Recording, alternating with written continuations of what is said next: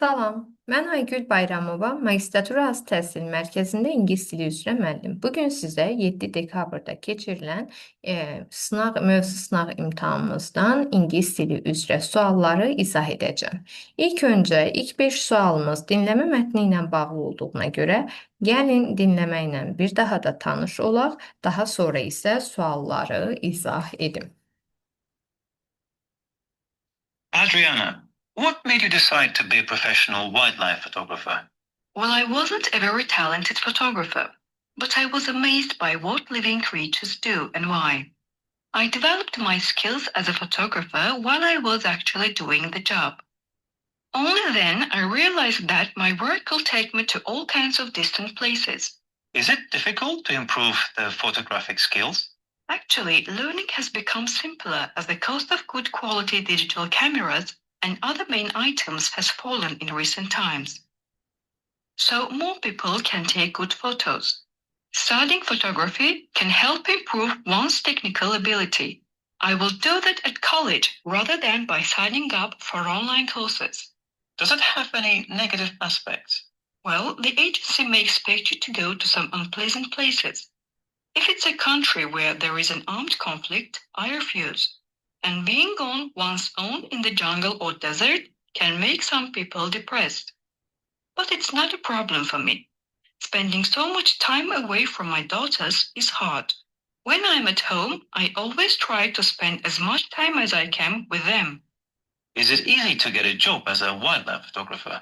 Well, it's an attractive career. Nowadays, many people are doing it to such a high standard that it's hard to get into. On the other hand, the public don't lose interest in pictures of wildlife. Although you can find millions of pictures online, people always seem to want new ones. Thank you. Gəlin indi isə suallara baxaq. Birinci sualın cavabı elə birinci abzasdadır. Elə sual da bundan başlayır ki, Adriana, what made you decide to be a professional wildlife photographer? Yəni deyir, professional fotoqraf niyə oldun? Yəni səni nə vadar etdi? Burada da cavabımızda elə ardınca da qeyd olunur. Well, I wasn't a very talented photographer, but I was amazed by what living creatures do and why. Burada deyir ki, düzdür, mən deyir, talantlı fotoqraf deyildim əvvəllər, amma deyir ki, canlı varlıqların etdikləri məni təəccübləndirirdi. Burada living creatures, animals sözü ilə əvəz etdi. What do, yəni burada da behave-ni, yəni ki, paraphrase edib. Bilirsiniz ki, listeningdə spesifik suallarda, yəni konkret suala cavab olan hissələrdə bəzən cümlələr olduğu kimi qeyd olunmur, yəni sinonim paraphrase edilmiş formada, yəni ki, digər formada görürsüz. Demək, doğru cavabımız burada qalır. A variantı. She was interested in animal behavior. Yəni was amazed, was interested və bu buna uyğun gəlir. İkinci sualımızda isə deyir ki, choose a correct statement according to the dialogue. Diyaloqa əsasən doğru fikri seçin. Burada doğru cavabımız qalır A variantı. Niyə görə? Demək, deyir ki, Adriana doesn't see her family as often as she would like to. Deyir ki, Adriana istədiyi qədər, demək ki, ailəsini tez-tez görə bilmir. Həmin cümlənin digər ekvivalenti buradadır ki, spending too much time away from my daughters is hard. Baxın, ailəmdən uzaq vaxt keçirmək, çox ayrı qalmaq deyir mənim üçün çətindir. Demək ki, burada too much time away həmin o cümləyə ekvivalentdir. Demək ki, doğru cavab A-dır. B-də isə qeyd olunur ki, Adriana always accepts to go wherever the agency wants her to go. Adriana deyir ki, həmişə hara getmək lazımdırsa, ora gedir. Yəni agentliyin göndərdiyi hər yerə gedir. Amma siz orada eşitdiniz ki, dedi ki, əgər silahlı konflikt olan yerdirsə, mən həmin yerə getməkdən imtina edirəm. Ona görə də always accept sözünə görə bura yanlışdır. C'de ise deyir ki, being on her own in the jungle makes Adriana feel depressed. Burada isə belə qeyd etdi ki, məsələn, başqaları cəngəllikdə tək olanda depressed olurlar, yəni. Amma bu mənim üçün problem deyil. Demək ki, burada Makes Adriana feel depressed yanlışdır. Daha sonra ise D variantında day by day people show signs of losing interest in photography. Bu ise axırıncı abzasımızdaydı. Burada deyir ki günbəgün insanlar maraqlarını itirirlər. Halbuki dedik ki maraqları artır, yəni bu sahəyə. Attractive career dedi. Baxın, cəlbedici karyeradır. Ona görə də lose sözünə görə D də yanlışdır. Y-də isə deyir ki, Adriana prefers living in the city rather than spending time in nature. Adriana deyir ki, şəhərdə, təbiətdə yaşamaqdansa, şəhərdə yaşamağa üstünlük verir. Bu isə yanlış idi, çünki o təbiəti çox sevirdi. Burada rather than əvəzində deməkdir. Demək, doğru cavab qalır A variantı. Üçüncü sualımızda ise deyir ki, hansı sualın cevabı var? Burada A variantında deyir ki, how much do the digital cameras cost? Deyir ki, rəqəmsal kameraların qiyməti nə qədərdir? O haqda məlumat yoxdur. Sadəcə dedi ki, rəqəmsal kameralar indi ucuz olduğuna görə, yəni ki, şəkil çəkməkdə asanlaşıb. C'də deyir ki, how many children has Adriana got? Adriana'nın neçə uşağı var? Biz bilirik ki, Adriana'nın qızları var, amma neçə qızı var yoxdur. D'də deyir ki, how many countries has Adriana been to? Neçə ölkədə olub Adriana? Bu haqda da məlumat yox idi. Y-də isə deyir ki, who inspired Adriana to start wildlife photography? Deyir, Adriana'nı kim həvəsləndirdi fotoqraf olmağa? Bu haqda da məlumat yoxdur. Amma B variantında qeyd olunur ki, what can be advanced through photography? Yəni, fotoqrafiya vasitəsilə nə inkişaf elətdirilə bilər? Nə inkişaf elətdirilə bilər? Təbii ki, burada demek ki qeyd olunur ki, studying photography can help people improve their technical ability. Bu var. Doğru cevap qalır B. Daha sonra isə dördüncü suala keçirəm. Dördüncü sualda isə yenə spesifik sualda cümləni tamamlamaqdır. Burada qeyd olunur ki, according to Adriana, nowadays it is easy to learn how to photograph animals because deyir ki, Adriana'ya görə indi şəkil çəkmək asandır, heyvanların şəklini çəkmək asandır. Çünki doğru cavab budur ki, the necessary equipment is cheaper than it used to be. Yəni əvvəlki ilə müqayisədə indi yəni kameralar daha ucuzdur. Yəni equipment burada lazım olan təchizat. Mətndə də öz yerin görəcəksiniz bunu. Göstərirəm indi.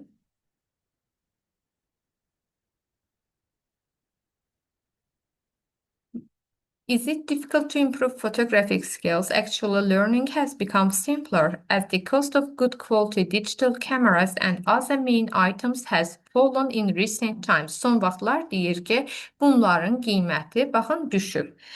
Buna bənzər bir dənə də cavabımız var burada A variantı. A variantında isə deyir ki, qiymət artıb. Ona görə yanlışdır. Daha sonra isə 4-də B variantında deyir ki, təbiət yəni ki, təbiət şəkillərini çəkmək onlayn kurslarla öyrənmək də mümkündür, amma bu hissəni tamamlayan cümlə deyildi. Orada sadəcə bizə məlumat verdi ki, yəni ki, şəkil çəkməni onunla da öyrənə bilərik. Amma bu asanlaşdırıbmı bunu? Bu haqda deyildi.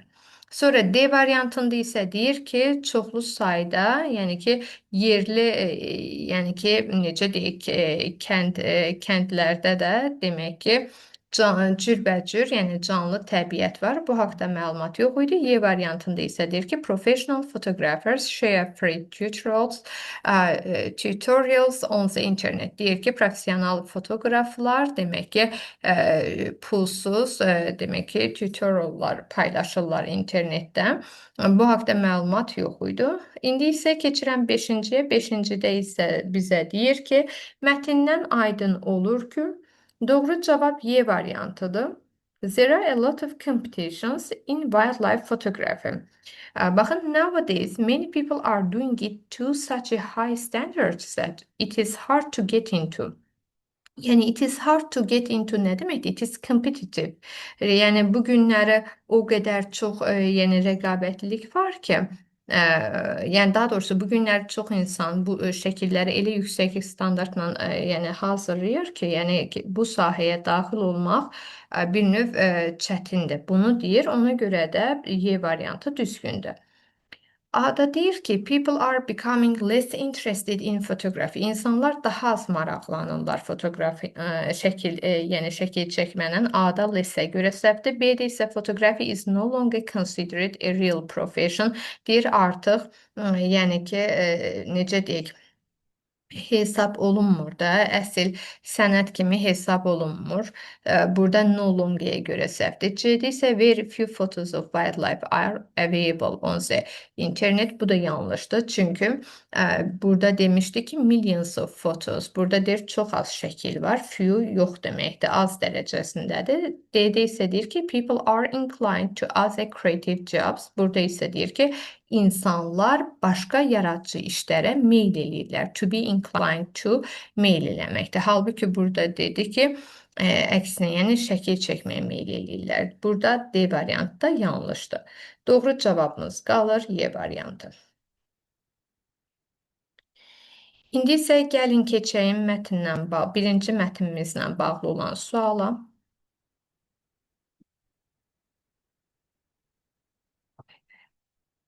Decide whether the statements are true or false according to the passage. Mətnə əsasən fikirlərin doğru və yaxud da yanlış olduğunu müəyyən edin.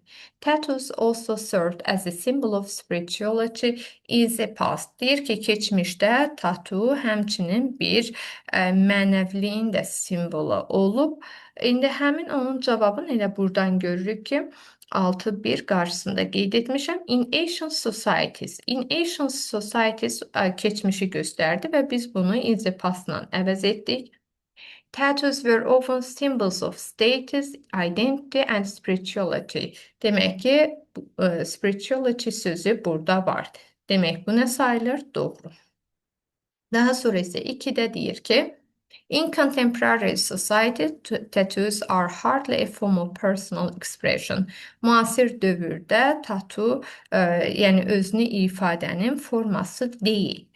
Amma biz görürük ki, burada today tattoos are mainly a form of self-expression. Today, contemporary society, yəni bildik ki, bugündən danışır, uyğunlaşdıra bildik. Daha sonra isə mainly deyir, amma burada hardly yazıb. Ona görə də 2 false. 3-də tattoo removal is always effective and cheap. Deyir ki, tatunu çıxartmaq, pozdurmaq asan və daha doğrusu, yəni ki, effektivdir və ucuzdur. Halbuki burada qeyd olunur ki, as laser removal can be expensive and not always effective. Yəni heç də həmişə effektiv deyil və baha ola bilər. Burada isə cheap sözü və always effective sözünə görə yanlışdır.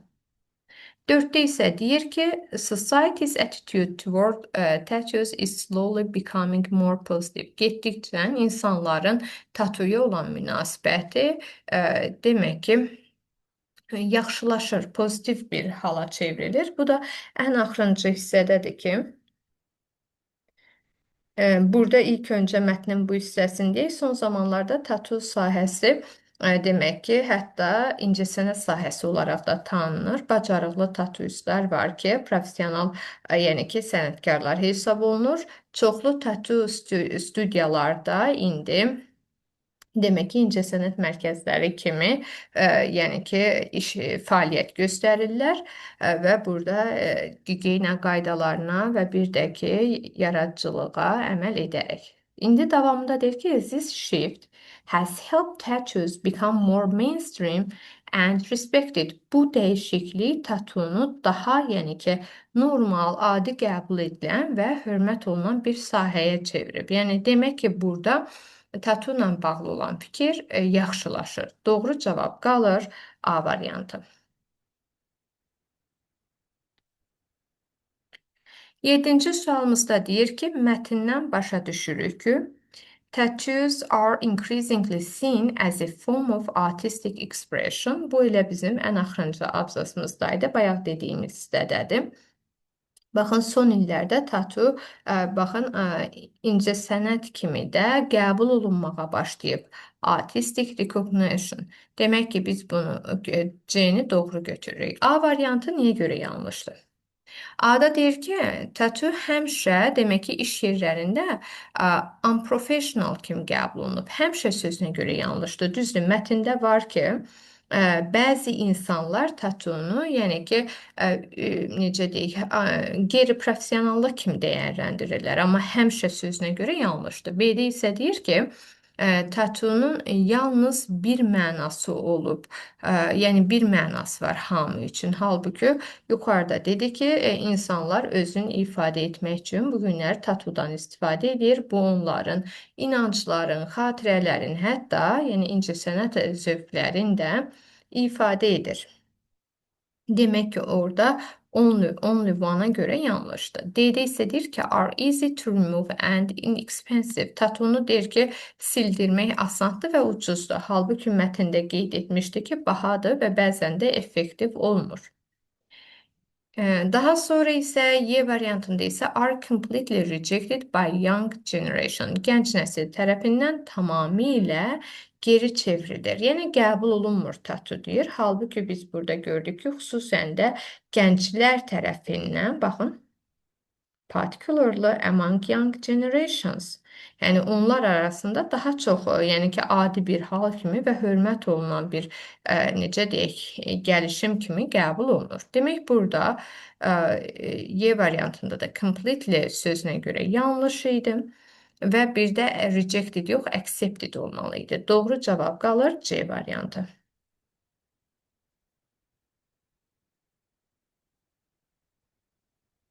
8-ci suala keçirəm. 8-ci sualda qeyd olunur ki, mətnə əsasən doğru fikri seçin. Baxmayaraq ki, tatu daha çox qəbul olunur bu günləri, amma məsələn, bəzi mühitlərdə hələ də buna neqativ baxılır. 8-ci sualımızın cavabı buradadır. Cümlə tamamla tapşırıqlarında belə olur. Müəyyən bir hissəni ya olduğu kimi verir, davamında paraphrase edib yazır və yaxud da ki, birinci tərəfi parafrez edir, ikinci tərəfi olduğu kimi yazır. Burada da birinci tərəfi olduğu kimi yazır ki, bu günləri müasir cəmiyyətdə tatu baxmayaraq ki, yəni ki, daha çox qəbul olunur. Davamında they can still carry stigma in certain environments, especially in conservative workplace. Bu testi həll edə bilmək üçün stigma mənasını bilmək lazım idi. Amma deyir ki, onlar hələ də özlərində bir, yəni ki, neqativ xüsusiyyətlər daşıyırlar müəyyən mühitlərdə, xüsusən də mühafizəkar iş yerlərində. Demək, doğru cavabımız qalır C variantı. Yəni, stigma, shame, disgrace'dir və burada da negatively sözü ilə əvəz edib. A-da deyir ki, they are still banned worldwide. Onlar hələ də bütün dünyada qadağan olunub. Yanlışdır. Daha sonra isə demək ki, B-də deyir ki, everyone is forced to get one. Hamı məcbur olunur ki, tatu elətdirsin. Yanlışdır. D-də isə they no longer hold any meaning. Daha onların heç bir mənası yoxdur, heç bir məna ifadə eləmir. Y-də isə deyir ki, they are only done by amateurs. Onlar yalnız amatörlər tərəfindən edilir, amma burada peşəkar tatuistlər var idi. Demək ki, bu hissədə yanlışdır. Doğru cavabımız qaldı C variantı. Cümləni tamamlayın deyəndə konkret olaraq cümlənin yerini müəyyən edib, həmin ondan sonra nə gəlirsə uyğun olaraq ondan tamamlamalıyıq. 9-cu sualımızda isə qeyd edir ki, the sentence tattoos are mainly a form of self-expression implies that. Deyir ki, tatular əsasən özünü ifadədir deyəndə nəyi nəzərdə tuturlar? Burada da cavabımızda Y variantdır. People get tattoos to express their identity or emotions. Yəni, öz kimliklərin və emosiyaların ifadə edirlər, onu nəzərdə tutur. Fikir versəniz, birinci abzasın son hissəsindədir. Demək ki, bu günləri tatular əsasən özünü ifadədir, insanlara imkan verir ki, öz inancların, xatirələrin və artistik, yəni incəsənətlə bağlı, yəni ki, zövqlərini öz dərlərində nümayiş elətdirməyə imkan verir. Çox insan bu dizaynı seçir Nə üçün? Mənalı, yəni ki, xatirələrini və bir də ki, şəxsi dəyərlərini nümayiş etdirmək üçün. Demək, doğru cavabımız qaldı Y variantı. A variantında qeyd olunur ki, tattoos are used to punish people. Tattoo insanları cəzalandırmaq üçün istifadə olunur. B-də tattoos have no artistic value. Tattoonun deyir ki, incəsənətlə əlaqəsi yoxdur. C-də isə tattoos are only allowed in certain countries. Tattoo ancaq yalnız bəzi ölkələrdə imkan verilir. D-də all tattoos have the same meaning. Bütün tatuların eyni mənası var. Bu da yanlışdır. Doğru cavab Y-dir. İndi isə 10-cu sualda isə deyir ki, which of the following questions does the passage answer? Hansı suallara mətn cavab verir? Birinci sualda deyir ki, why do people get tattoos today? Bugün insanlar nə üçün tatu elətdirirlər? Baxın, elə burada 10.1 qeyd etmişəm. Today, tattoos are mainly a form of self-expression, allowing individuals to display their beliefs, memories, or artistic taste. Yəni, why ilə sual verəndə biz onu səbəb və yaxud da ki, məqsəd sualı kimi də başa düşə bilərik. Burada məqsəd sualı kimi verilmişdir. Daha sonra 2-də how long does it take to become a tattoo artist? Deyir ki, yəni tattoo üzrə professional olmaq nə qədər vaxt alır? Bu haqda məlumat yox idi. 3-də what tools are used for tattooing? Yəni tatuda hansı alətlərdən istifadə olunur, vasitələrdən istifadə olunur? O da yoxdur. Where are the tattoos most painful? Yəni tatu daha çox harda ağrılı olur? Bu haqda da məlumat yox idi. 5-də isə why do people think carefully before getting tattooed? İnsanlar tatu elətdirməzdən öncə nə üçün diqqətlə düşünməli olurlar? Bu isə 10.5. Bu hissədədir. Additionally, getting tattoo is a serious decision. Burada da dedi ki, niyə görə? Yəni ki, think carefully, diqqətlə düşünürlər. It involves pain, cost and permanent mark on the body. Yəni buna ağrı, qiymət, həmçinin daimi deyir, iz, bədəndə daimi iz də daxildir. Ona görə də bu qərarı verməzdən öncə diqqətlə düşünürlər. Demək ki, 10-cu sualda cavabı olan suallarımız 1 və 5 oldu.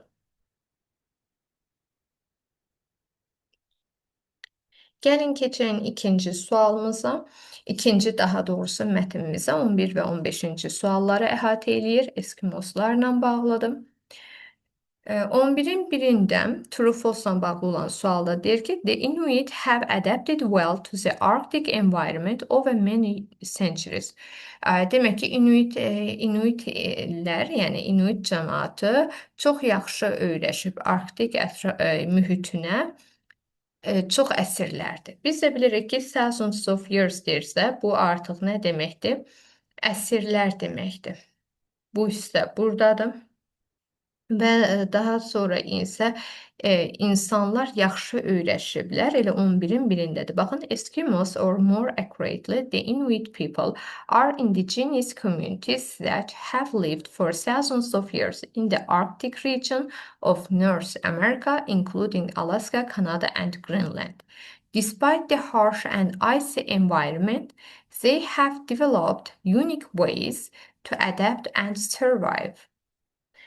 Gördünüzmü? Burada dedi ki, əsrlərdir ki, yaşayırlar Şimali Amerikada, yəni ki, soyuq regionlarında, yəni ki, soyuq iqliminə baxmayaraq onlar çox yaxşı sağ qalmaq üçün çox yaxşı yəni texnikalar gəlişdiriblər. Demək, doğru cavabımız 1-də, yəni truedur, doğrudur fikrimiz.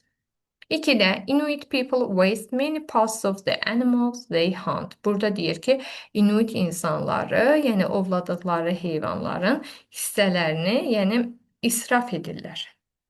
Halbuki burada qeyd etdiyi, o ovlamaqla bağlı qeyd edir, yazır ki, every part of the animal is used, which shows their respect for nature and sustainability. Deyir ki, heyvanın hər hissəsi istifadə olunur. Bu da onu göstərir ki, onlar təbiətə hörmət edir və davamlılıq edirlər. Yəni ki, təbiətə ziyan vurmadan yaşayırlar. Demək ki, biz də 11'in ikisində waste sözünə görə yanlışdır. Daha sonra isə 11'in 3'ünde qeyd olunur ki, storytelling and oral traditions are disappearing completely in Inuit culture. Deyir ki, yəni nəql etmə və şifahi ənənələr tamamilə Inuit mədəniyyətindən yoxa çıxır. Bu da yanlışdır. Çünki burada deyir ki, many elders pass down ötürmək deməkdir. Knowledge and traditions orally sharing myths, survival skills and spiritual beliefs with younger generations. Çox yaşlı insan demək ki, ənənələrin və biliklərin şifahi olaraq gənc nəslə ötürürlər. Hekayələr danışaraq və yaxud da bacarıqlarını öyrədərək və yaxud da ki, dini inanclarını bölüşərək. Demək ki, burada isə deyirdi ki, disappear, yoxa çıxır. Bu isə və completely sözünə görə, tamamilə sözünə görə yanlışdır. 11'in 4'ünde qeyd edir ki, modern technology has fully replaced traditional Inuit practices. Müasir texnologiya tamamilə əvəz edib ənənəvi Inuit, yəni ki, necə deyək, fəaliyyətləri. Bu da yanlışdır. Niyə görə? Today, many Inuit people live in modern houses and use technology, but they still try to maintain their cultural identity. Bugünləri çox Inuit yəni əhalisi yaşayır müasir evlərdə və texnologiyadan istifadə edirlər. Amma onlar hələ də çalışırlar ki, öz mədəni kimliklərini qoruyub saxlasınlar. Demək ki, burada tamamilə əvəz olunub yazılması yanlışdır. 12-ci sualımız sözlə bağlıdır. Burada deyir ki, sustainability sözünün definition'ını tapın. Doğru cavabımız təbii ki, Y-dir. Using resources in a way that supports long-term balance. Uzun müddətlik balansı dəstəkləyərək, yəni ki, resurslardan istifadə etməkdir.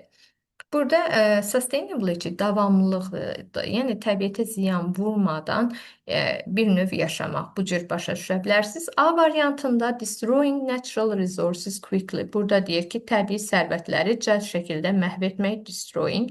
B-də wasting materials in daily life. Gündəlik həyatda materialları israf etmək.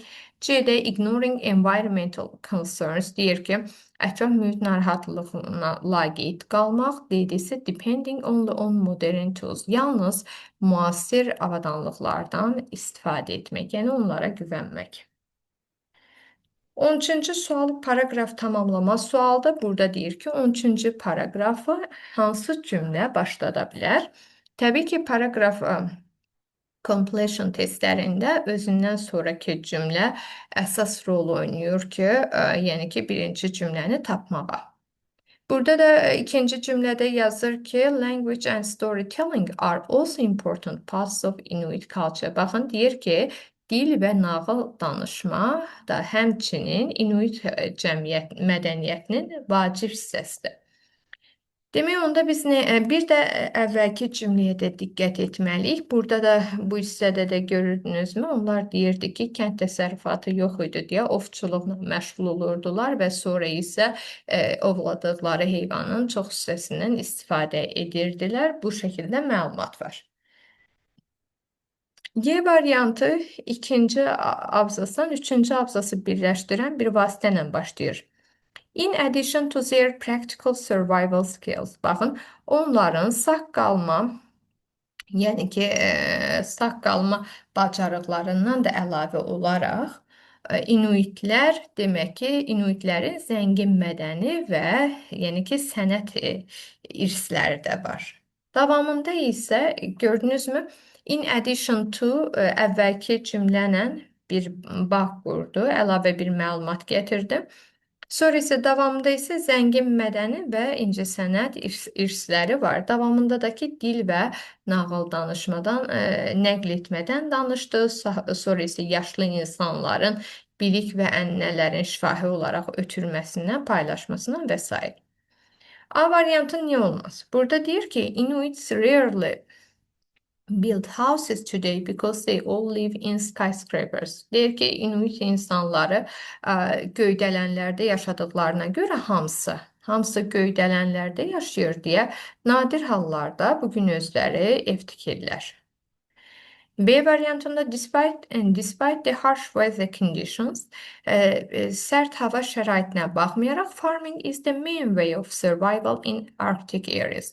Deyir ki, Arktik ərazisində sağ qalmaq üçün fermaçılıq əsas yoldur. Halbuki biz orada bilirdik ki, farming is nearly impossible. Demək ki, bu B variantı yanlışdır. C'de ise deyir ki, cities in the south have nothing in common with Inuit life. Deyir ki, cənub şəhərlərinin Inuit həyatı ilə bağlı heç bir ortaq cəhəti yoxdur. Bu da yəni şəhərlərə istinad edir, amma sizin 3-cü abzasda şəhərlərlə bağlı heç nə yazmır. D-də isə deyir ki, most Inuit people no longer value tradition. Burada isə no longer görə səhvdir ki, əksər Inuit cəmaatı artıq öz ənənəsinə dəyər vermir. Demək, doğru cavabımız bəlli oldu ki, Y variantı qalır.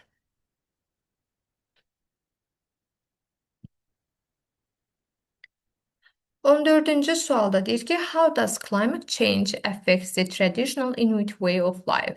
İqlim dəyişikliyi Inuitlərin ənənəvi yaşam tərzinə necə təsir göstərir? Bu 14-cü sualın cavabı buradadır. Climate change, however, has become a serious threat to their traditional way of life.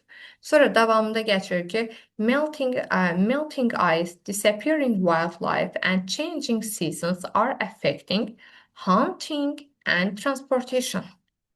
Demək, burada iqlim dəyişikliyi də ciddi bir təhlükə yaradır onların yaşam tərzi üçün. Çünki buzlaqların əriməsi, canlı təbiətin yoxa çıxması və fəsillərin dəyişməsi həm ovçuluğa, həm də ki, nəqliyyata, gedib gəlişə, yəni ki, təsir göstərir. Demək, bizim əsas iki faktorumuz var burada. Hunting and transportation. Hunting'i digər necə verə bilərik? Obtaining food from wild animals. Transportation'da olduğu kimi yazıb. Demək, doğru cavabımız qalır D. A-da deyir ki, it improves their hunting skills and make travel easier. Bu tamamilə tərsin yazır ki, ovçuluq qabiliyyətlərini artırır və həmçinin də səyahəti asanlaşdırır. B variantında it helps animals grow faster and increase food supply. Burada da müsbət bir şey yazıb ki, heyvanların tez böyüməsinə və qida ehtiyatının artmasına kömək edir. C-də it makes farming in the Arctic more successful. Deyir ki, Arktikdə demək ki, fermaçılığı daha uğurlu edir. Halbuki biz bilirik ki, farming is nearly impossible. Orada qeyri-mümkündür. Və Y variantında isə deyir ki, it allows more people from remote areas to move to the Arctic. Demək ki, ucqar ərazilərdən olan əksəri insanlara, yəni ki, Arktikə köçməyə imkan verir. Burada da allow sözünə görə yanlışdır. Doğru cavab qalır D variantı. Daha sonra isə 15-ci sualımızda isə bizə qeyd edir ki, which of the following questions does the passage answer? Deyir, hansı suallardan hansına mətn cavab verir? Birinci sualımız budur. How have Inuit people survived in the Arctic for centuries? Deyir ki, Arktikdəki demək ki, Inuit insanları əsrlərcə necə sağ qaldılar? Bunun da cavabı birinci abzasdaydı. 15-in biri. Baxın, they have developed unique ways to adapt and survive. Developing unique ways. We can answer so. Belə cavab verə bilərik ki, yəni ki, unique ways, yəni ki, xüsusi metodlar, üsullar gəlişdirərək. Həmin üsullar, metodlar da nə idi? Sonraki cümlədə açmasını da verir. İqluların hazırlanması və həmçinin heyvan dərilərindən çadırların qurulması. Birinci sualımızın tam şəkildə cavabı var. 2-də, what are the most popular cities among Inuit youth? Deyir ki, Inuit gəncləri arasında ən məşhur şəhərlər hansılardır? Bu haqda məlumat yox idi. 3-də, how many igloos are built every year? Hər il neçə dənə, yəni iglu, buzdan ev tikilir? Bu haqda məlumat yoxdur. 4-də, why do Inuit people depend on wild animal for food? Deyir, niyə görə Inuit cəmaatı demək ki, çöl heyvanlarından asılıdır qidaya görə. Bilirsiniz ki sinsin çünkü mənası var. Hunting has always played a central role in Inuit life. İnuitlərin həyatında ovçuluq həmişə mərkəzi bir rol oynayıb. Since farming is nearly impossible in the frozen Arctic, the Inuit rely heavily on animals such as seals, whales, and caribou for food, clothing and tools. Burada baxın cavab budur. Farming, yəni fermaçılıq demək olar qeyri-mümkün olduğuna görə soyuq Arktikdə İnuitlər, yəni ki, güclü şəkildə artıq asılı olurlar çöl heyvanlarından bu şəkildə davam edir. Qidaya görə, ondan sonra deyək ki, geyimə görə və vasitələrə görə. Bizə də sual vermişdi ki, qidaya görə, niyə görə çöl heyvanlarından, vəhşi heyvanlardan asılıdırlar? Çünki fermaçılıq orada mümkün deyil. 5-də isə what do Inuit think about social media? İnuitlər sosial media haqqında nə düşünürlər? Bu haqqda da məlumat yox idi.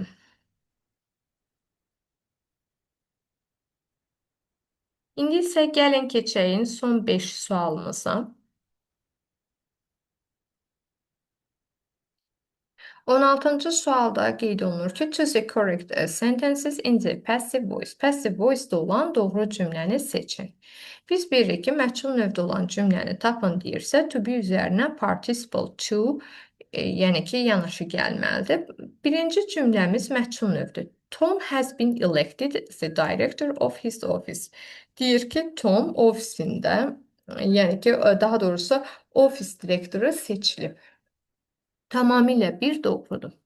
2-də no one can deny that he was a talented politician. Heç kim inkar edə bilməz ki, o istedadlı siyasətçidir. Məlum növdür. Can deny məlum növdür, to be özü məlum növdür.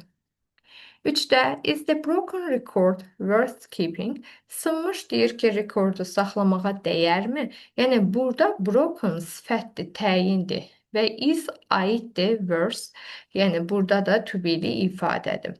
Demək ki, 3 bizdə məlum növdür. 4-də isə who was the money donated to the homeless shelter by? Who was the money donated to the homeless shelter by? Burada deyir ki, pul evsizlərə, daha doğrusu pul evsizlərə kim tərəfindən yəni ki, ianə edildi, bağışlandı. Yəni the money was donated to the homeless shelter by local məsələn local charity. Bu cür də deyə bilərik. Doğru cavab qalır A variantı. Çünki burada was aiddir donated'ə. 17-ci sualda isə choose the correct words deyir. Yəni bu o deməkdir ki, məntiqi olaraq oxuyub doğru olan sözü yerinə qoyuruq. It is simply illegal to promote and advertise such a dangerous product. Belə ziyanlı qidanı, belə ziyanlı məhsulu reklam etmək və yaxud da ki, dəstəkləmək qanunsuzluqdur, illegaldır. İllegaldır. Sonra isə A-da deyir ki, əgər indi yerinə qoyaq, niyə görə D variantda, o biri variantlar deyil. Deyir ki, bu sadəcə səhvdir. Demək ki, sağlıqlı qidanı reklam eləmək səhv hərəkətdir. A yanlışdır, səhv olmamalıdır, doğru olmalıdır. B-də deyir ki, ziyansız qidanı reklam eləmək etik deyil. C-də deyir ki, ziyanlı qidanı reklam eləmək doğrudur. Y-də isə deyir ki, sağlıqlı qidanı reklam etmək ədalətsizlikdir. Bu da yanlışdır. Doğru cavab qalır C. D, yəni D variantı. Daha illegal and dangerous. 18-ci sual make up a story'dir. Düzgün şəkildə oxuyuram. Tommy is a little boy. Tommy balaca bir uşaq idi. One day he says to his teacher, will you punish a boy for a thing that he hasn't done? O bir gün müəlliminə deyir ki, siz deyir bir oğlanı etmədiyi bir işə görə danlayarsınızmı? 5. No, Tommy, I'll not punish a boy for a thing that he hasn't done. Onu etmədiyi bir şeyə görə danlamaram. Daha sonra 2. Why do you ask? Müəllim soruşur ki, niyə soruşursun? 3. I ask because I haven't done my homework. Soruşdum çünki ev tapşırığımı yazmamışam. Doğru cavabımız qalır B variantı.